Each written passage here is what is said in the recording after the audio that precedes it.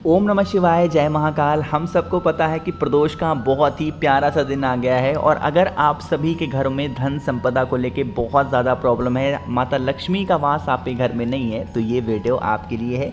पूज्य गुरु जी की कथा से सुन के बहुत अच्छे से आपको बताऊंगा कि वो 5 दीपक हमें लेने हैं, कहाँ पे जलाना है, जिससे हमारे घर में हमेशा धन संपदा बनी रहे, कभी भी माता लक्ष्मी की कमी हमारे घर में ना हो। ठीक है, तो इस पूरी वीडियो में हम लोग 4 बहुत ही प्यारे से उपाय की बात करेंगे, लेकिन आपको मैं रिकमेंड करूंगा जो तीसरा उपाय होगा उस उपाय को सभी को ज़रूर करना है। ठीक है, चलो तो सबसे पहले हम लोग बात करते हैं अपने पहले उपाय की, जो कि हमें 5 दीपक जला करके करने हैं। अब वो 5 दीपक हमें 5 जगहों पे जलाने होंगे। वो 5 जगह कौन सी है, बहुत ध्यान से समझेंगे। देखो, जो सबसे पहला दीपक आपको जलाओगे प्रदोष के दिन, प्रदोष काल में, वो जलाओगे बेल पेड़ के नीचे लंबी बत्ती का दिया। कौन सा? घी का दिया लंबी बत्ती का बेल पेड़ के नीचे जलाएंगे, पहला दीपक। जो दूसरा दीपक आपको जलाना होगा पीपल पेड़ के नीचे, शाम को ही प्रदोष काल में पीपल पेड़ के नीचे घी का दिया, गोल बत्ती का, लंबी बत्ती नहीं, कहाँ पे?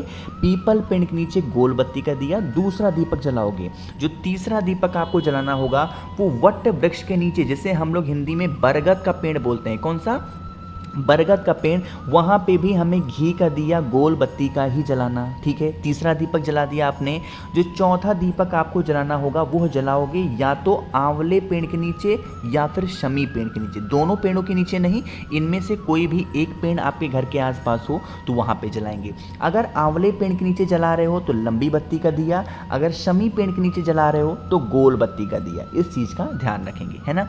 जो आखिरी दीपक यानी कि जो 5वां दीपक होगा, आपको महादेव के मंदिर की जो चौखट नहीं होती है, उस चौखट पे जब मंदिर से बाहर निकलेंगे तो यहाँ पे इस साइड में, अपने लेफ्ट साइड में आपको उस दीपक को जलाना होगा। जो भी व्यक्ति प्रदोष के दिन, प्रदोष काल में इन 5 दीपक को 5 जगहों पे जला देता है, उनके घर में कभी भी धन संपदा की कमी नहीं होती, माता लक्ष्मी का वास उनके घर में हमेशा बना होता है। ठीक है, तो आप सभी को इन 5 दीपक का उपाय ज़रूर करना चाहिए।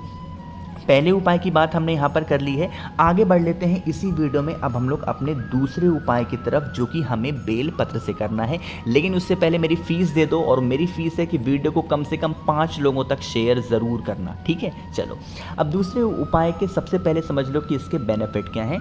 अगर आपके घर में लड़ाई बहुत होती है, क्रोध बहुत होता है, गुस्सा करने वाले लोग बहुत ज़्यादा हैं, मतलब हस्बैंड वाइफ हो, माता पिता हो, भाई बहन हो, कोई भी हो ना, बहुत क्रोध है ना, तो क्या करेंगे, आपको इसी तरीके से लेनी होगी बेलपत्र, है ना। आप अगर ध्यान से देखो तो मैंने बेलपत्र को एक अलग तरीके से यहाँ पे रखा है, इसकी जो ठूठ है ना, मैंने तोड़ी नहीं है। आपको भी क्या करना है, ऐसी बेलपत्र लेनी है जिसकी डंडी थोड़ी सी लंबी हो। कितनी बेलपत्र लोगे? 7 बेलपत्र, बहुत प्यारी सी। ठीक है, ले लिया। 7 बेलपत्र के साथ हमें लेना होगा कच्चा सूत। ये वही कच्चा सूत है जो हम लोग क्या करते हैं, जब परिक्रमा करते हैं तो वो लपेटते हैं पेड़ में। कच्चा सूत लिया। अब 7 बेलपत्र को, कच्चे सूत को लेके महादेव के मंदिर में पहुंचेंगे। जैसे ही मंदिर में पहुंचोगे, सबसे पहले दर्शन होंगे आपको नंदी बाबा के। होंगे कि नहीं होंगे? तो आपको क्या करना है, उन 7 बेलपत्र को एक साथ पकड़ना है और उसकी जो डंडी होगी आपस में मिक्स करना। जैसे ये डंडी हो मान लो, तो इन सभी 7 बेलपत्र की डंडी को आपस में मिक्स करना। मिक्स करने के बाद जो आपके पास में कच्चा सूत है, उस कच्चे सूत से इसकी डंडी को आपको गोल गोल लपेट करके बांध देना है। स्मरण करना श्री शिवाय नमस्तुभ्यम का ध्यान करना। अच्छे तरीके से कम 11 या फिर 21 बार लपेट देना। लपेटने के बाद इस बेलपत्र को उठाना और फिर मंदिर के अंदर प्रवेश करना। महादेव के शिवलिंग के पास जाना। फेस रखना उत्तर दिशा यानी कि नॉर्थ डायरेक्शन। जो आपके पास में 7 बेलपत्र है बंधी वाली, उन 7 बेलपत्र को एक साथ आपको महादेव के शिवलिंग के ठीक ऊपर समर्पित करना है, अवधूतेश्वर महादेव का ध्यान करके। किससे? अवधूतेश्वर महादेव। और साथ ही साथ जो व्यक्ति यहाँ पे घर में क्रोध करता है, गुस्सा करता है, चिल्लाता है, उसका नाम और गोत्र बोल करके अवधूतेश्वर महादेव का ध्यान करके आपको 7 बेलपत्र महादेव के शिवलिंग के ऊपर समर्पित करनी है। उसके बाद आपकी इच्छा हो तो 1 लोटा जल भी आप समर्पित कर सकते हैं, श्री शिवाय नमस्तुभ्यम का ध्यान करके। ठीक है, समझ में आई बात मेरी? तो 2 उपाय हो गए हैं। अब जो मैंने आपसे कहा था कि तीसरा उपाय सभी को करना है और सुन करके जाना, अब वो तीसरा उपाय कैसे करना है, उससे पहले एक छोटा सा काम कर दो, वो है वीडियो को जल्दी से लाइक कर दीजिए, और जितने भी भाई बहन हैं मेरी इस आवाज़ को पहली बार सुन रहे हैं तो चैनल को सब्सक्राइब करेंगे। ठीक है, समझते हैं इस उपाय को, लेकिन उससे पहले बता दूं कि इस उपाय को जो बेनिफिट होंगे, फ़ायदे होंगे, वो आपकी मनोकामना अगर बहुत दिनों से अधूरी है, पूरी नहीं हो पा रही है, तो वो इस बार प्रदोष के दिन पूरी ज़रूर होगी। ठीक है, देखो यहाँ पर आपको दिख रहा होगा लाल चंदन, तो हमें भी इसी तरीके से लेना होगा लाल चंदन। साथ ही साथ हमें लेना है पीला चंदन। जानबूझ करके मैं फ़ोटो लगाता हूँ ताकि काफ़ी लोग कंफ्यूज होते हैं, भैया अष्टगंध ले सकते हैं कि नहीं ले सकते, हरी चंदन ले सकते हैं नहीं ले सकते। आप कोई सा भी पीला चंदन ले सकते हो, ठीक है। चाहे वो पीला चंदन लेना, चाहे वो लाल चंदन लेना, उन दोनों का पेस्ट अलग अलग कटोरी में ज़रूर बनाना, थोड़ा सा पानी डाल करके, ठीक है। बना लिया। बनाने के बाद क्या करोगे, थोड़ा सा हमें चाहिए होगा घी, और जो घी लोगे वो गौ माता का घी होना चाहिए, ठीक है। घी भी ले लिया। अब आपको फिर लेनी होगी एक बेलपत्र, बहुत प्यारी सी, बहुत सुंदर सी। यहाँ पे जो मैं समझाने जा रहा हूँ उस चीज़ को समझना। जो आपके पास में लाल चंदन है ना, उस लाल चंदन को बेलपत्र की बड़ी वाली पत्ती पे आपको समर्पित करना, श्री शिवाय नमस्तुभ्यम का ध्यान करके। बाकी जो आपके पास में, एक मिनट, जो आपके पास में पीला चंदन है ना, उस पीले चंदन को नीचे की दोनों पत्तियों पे ज़्यादा मात्रा में, कहीं से भी हरा वाला जो पार्ट है ना वो दिखाई नहीं दे, यहाँ पे आपको इस तरीके से लगा देना। बाकी मैंने आपको दिखाया है क्या, घी, देसी गाय का घी जो दिखाया, जहाँ पे तीनों पत्तियों का मिलन होता है, जो मैं ब्लू कलर से पेंट कर रहा हूँ, उस जगह पे आपको लगानी होगी उस पत्ती को, ठीक है। इस जगह पे लगा देना। कुछ इस तरीके से आपकी जो बेलपत्र है वो सज करके आ जाएगी।